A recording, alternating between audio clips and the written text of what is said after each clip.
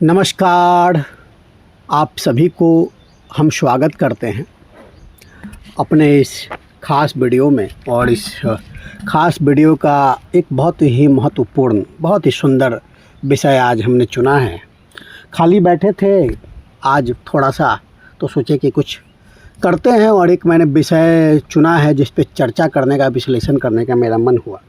क्योंकि वर्तमान परिस्थिति में भारत में सबसे ज़्यादा अगर जहर घोला गया है, सबसे ज़्यादा हिंदुओं और सनातनियों को तोड़ने का प्रयास किया गया है, सबसे ज़्यादा हिंदुओं में एक दूसरे के प्रति घृणा की भावना, जलन की भावना, बदले की भावना भरने का प्रयास जो किया गया है, वह विषय है जातिवाद। जातिवाद पे मैं बहुत सारे पहले भी वीडियो बना चुका हूँ, लेकिन फिर भी मेरा इससे मन हटता ही नहीं है। जब भी मैं समाज में जातिवाद नामक विषय देखता हूँ ना, तो बहुत दुख होता है, और जातिवाद को फैलते हुए या जातिवाद करते हुए देखता हूँ तो बहुत दुख होता है। इसलिए ये जातिवाद जैसे जहर को ना हमारे भारत से, हमारे समाज से, हमारे सनातनियों के मन से, हमारे हिंदुओं के मन से निकालने की, ख़त्म करने की ज़रूरत है, और सभी हिंदुओं को एक जैसे एक जगह जोड़ने की ज़रूरत है। एक ही धरातल पे, एक ही स्तर पे लाने की आवश्यकता है।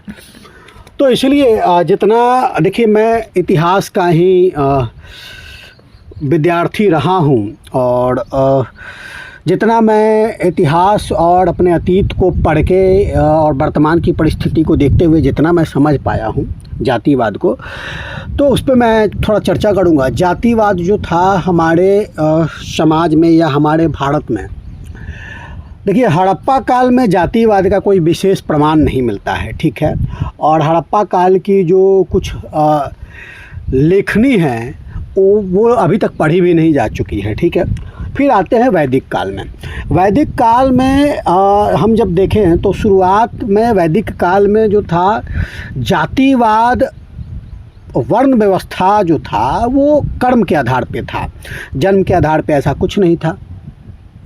जो ब्राह्मण धर्म का और कर्तव्य का निर्वहन करते थे, जो पूजा पाठ करते थे, विधि विधान, समाज को संस्कारों से जोड़ने का प्रयास करते थे, समाज को शिक्षित करने का, शिक्षा देने का काम करते थे, उनको ब्राह्मण शब्द से पुकारा जाता था, उनको गुरु और ब्राह्मण बोला जाता था, उनको पंडित जी कह के बुलाया जाता था, ठीक है। और जो समाज के लोग व्यापार करते थे, उन्हें वैश्य से बुलाया जाता था या पुकारा जाता था या वैश्य माना जाता था, समझा जाता था। जो क्षत्रिय का काम करते थे, क्षत्रिय का काम जो मतलब समाज की सुरक्षा का काम देखते थे, जो समाज में शोषित वंचित के विरुद्ध, शोषित वंचित के समर्थन में शोषण करने वाले और प्रताड़ना करने वाले के विरुद्ध आवाज़ उठाते थे और शोषित वंचित की रक्षा करते थे, उनको क्षत्रिय कहा जाता था या उनको क्षत्रिय माना जाता था, उनको राजा माना जाता था। और जो कम योग्य थे, जो शिक्षित नहीं थे, या जिनके पास में कुछ विशेष टैलेंट या गुण नहीं था, जिनका प्रशिक्षण नहीं था, तो वो लोग सेवा का काम करते थे, अर्थात थोड़ा मजदूरी टाइप का काम करते थे, और इसलिए उनको शूद्र कहा जाता था, ठीक है।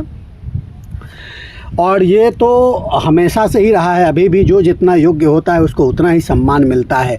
अब किसी अशिक्षित को, अयोग्य को आप किसी IAS अधिकारी के जितना, आप किसी डॉक्टर के जितना सम्मान तो नहीं दे सकते हैं। यह सत्य है ना, कि जो जितना आप किसी गुरु के जितना, किसी योग्य शिक्षक के जितना सम्मान तो नहीं मिलेगा ना, क्योंकि जो जितना योग्य होता है सम्मान उतना ही सबको मिलता है।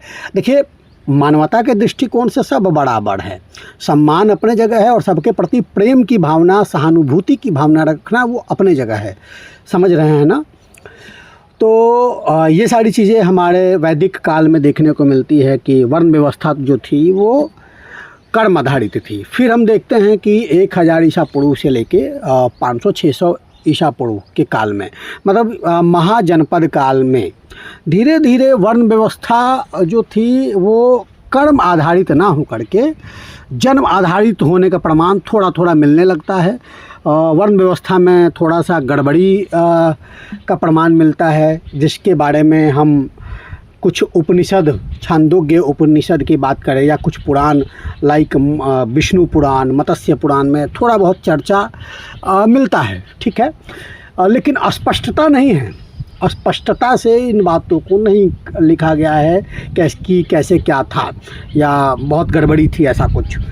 तो महाजनपद काल में जन्म आधारित वर्ण व्यवस्था शुरू होती है। वो क्यों, मैं बता रहा हूँ। जैसे कि मान लीजिए आप किसी कंपनी में एम्प्लॉई हैं, ठीक है, तो वो जो कंपनी है, वो जो संगठन या ऑर्गेनाइजेशन है, उसका जो ऑनर है, उसके प्रति आपका दृष्टिकोण और फिर उस कंपनी के नेशनल हेड के प्रति आपका दृष्टिकोण अलग अलग होगा।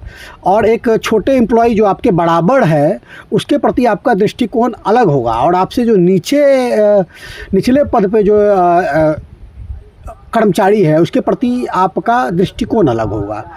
आप उस संगठन, उस कंपनी के ऑनर के बेटे के प्रति भी ऑनर वाला ही भावना और रिस्पेक्ट देते हैं। आप कहते हो ना, अरे ऑनर है, ऑनर है, ये उनके बेटे को भी आप ऑनर ही बोलते हो या उस टाइप का ही, उस प्रकार का ही सम्मान देते हो। नेशनल हेड के पुत्र को भी उसी प्रकार का सम्मान देते हो कि अरे ये तो नेशनल हेड का बच्चा है ना। और आप अपने सहयोगी के बच्चों को आप अपने सहयोगी के उस भावना से उस बच्चे को रिस्पेक्ट देते हो, और आप अपने से निचले पायदान के कर्मचारी के बच्चे को उस प्रकार का सम्मान देते हो। तो ये बहुत बड़ा उदाहरण है कि जो जिस योग्य होता है उसी के हिसाब से सम्मान आप देते हो। और यही कारण था कि उस काल में भी ब्राह्मण के बेटे को धीरे धीरे क्या होता था कि जैसे ब्राह्मण का कोई 5 बेटा है, ठीक है, तो ब्राह्मण क्या करते थे, ब्राह्मण अपने बेटे को ब्राह्मणत्व का ही गुण सिखाते थे, उसी का शिक्षा दीक्षा देते थे। इसलिए उसमें से 4 बेटे जो है, मान लो कि 5 बेटे हैं तो 4 बेटा जो है ब्राह्मण बन गया क्योंकि पूरा गुणी था, और एक बच्चा था जो था वो ब्राह्मण नहीं बन पाया। वो एक बेटा जो था वो ब्राह्मण का गुण या शिक्षा दीक्षा नहीं ले पाया, वो उस योग्य नहीं था। लेकिन फिर भी परसेंटेज सक्सेस को देखते हुए लोगों ने उसको भी ब्राह्मण मान लिया, खुद से ही लोगों ने ब्राह्मण बोलना शुरू कर दिया। और वो जो ब्राह्मण कुल में जो अयोग्य बच्चा था, उसने भी थोड़ा बहुत ब्राह्मणत्व का काम, भले मंत्र उच्चारण ना करता हो, भले पूजा पाठ ना करता हो, लेकिन उसमें जाता था। इस वजह से लोग उसे सम्मान मिलने लगा। और क्षत्रिय में भी सेम रहा, वैश्य में भी सेम रहा, शूद्रों में भी सेम रहा। इसलिए इस प्रकार की चीज़ें धीरे धीरे वर्ण व्यवस्था जो थी वो कर्म आधारित से हो करके जन्म आधारित में परिवर्तन होता चला गया। अब शूद्रों के बच्चों ने फिर धीरे धीरे हम यह भी देखते हैं कि बहुत सारे शूद्र के बच्चे प्रयास नहीं करते हैं, योग्य हैं तो उन्होंने पूजा पाठ का काम शुरू नहीं किया या उसमें मन नहीं लगाया, नहीं तो ब्राह्मण हो सकता था, उनको भी बोला जाता। या फिर यह भी कहा जा सकता है कि जो शूद्र के बच्चे थे उन्होंने उसमें प्रतिभा नहीं लगाया। आज भी देखिए ना, आज भी कोई शूद्र का बच्चा जाके कहीं कोई धर्म गुरु बन जाता है, या जाके कहीं अपना घर त्याग करके कहीं जाके किसी मठ में, कहीं किसी धाम पे कहीं जाके, या किसी मंदिर पे जाके, या कहीं जंगलों में जाके, पहाड़ों में जाके, कंदराओं में जाके अपना ऋषि मुनि की तरह, तपस्वी की तरह जीवन जीने लगता है। और एक तपस्या करने के बाद में वो फिर वो शिक्षा देने के जब योग्य होता है, चिंतन करने के बाद और बहुत सारी चीज़ों के बारे में सोचने, चिंतन करने, शिक्षा दीक्षा ग्रहण करने, ज्ञान मिलने के बाद में वो आके धर्म का प्रचार प्रसार का काम करता है और शिक्षा देने का और समाज को जोड़ने का, समाज को मार्गदर्शन देने का काम करता है। तो ऐसा नहीं है कि शूद्र को ब्राह्मण और गुरु नहीं माना जाता है, उनको भी ब्राह्मण और गुरुदेव ही बोला जाता है, जितना मुझे समझ है, ठीक है। तो ये सारी चीज़ें होती है। फिर हम देखते हैं कि नंद काल में भी जो वर्ण व्यवस्था थी वो जन्म आधारित ही थी। फिर हम देखते हैं मौर्य काल में, गुप्त काल में, इस काल में भी जो वर्ण व्यवस्था थी वो जन्म आधारित ही थी। ये थोड़ा और ज़्यादा मजबूत होते चली जाती है। उसके बाद में आपका हर्षवर्धन काल, चोल, चालुक्य, पांड्य, पाल, प्रतिहार, राष्ट्रकूट, इन सभी काल में हम देखते हैं कि वर्ण व्यवस्था जो थी वो जन्म आधारित ही थी। ठीक है, बहुत सारी जातियाँ बट जाती है, बहुत सारी जातियों में से उपजातियाँ बट जाती है, जैसे ब्राह्मण में से भूमिहार मान लीजिए एक उदाहरण। इस प्रकार की बहुत सारी जातियाँ और उपजातियाँ बनती है।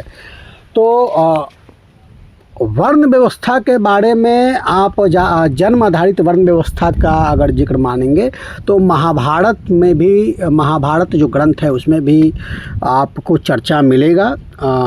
महाजनपद काल के बारे में चर्चा मिलेगा, जब आपके कौरव और पांडव थे, कुरु थे, और आपके वैशाली में जो जनपद था आपका, जो महाराजा जनक का जो महाजनपद था, उन सभी काल, तब ये सब देख सकते हैं कि प्रमाण आपको मिलता है। ठीक है, उपनिषदों से प्रमाण मिलता है, कुछ पुराणों से प्रमाण मिलता है। ठीक है, फिर हम देखते हैं कि आता है आपका मुग़ल काल और उसके बाद में ब्रिटिश काल।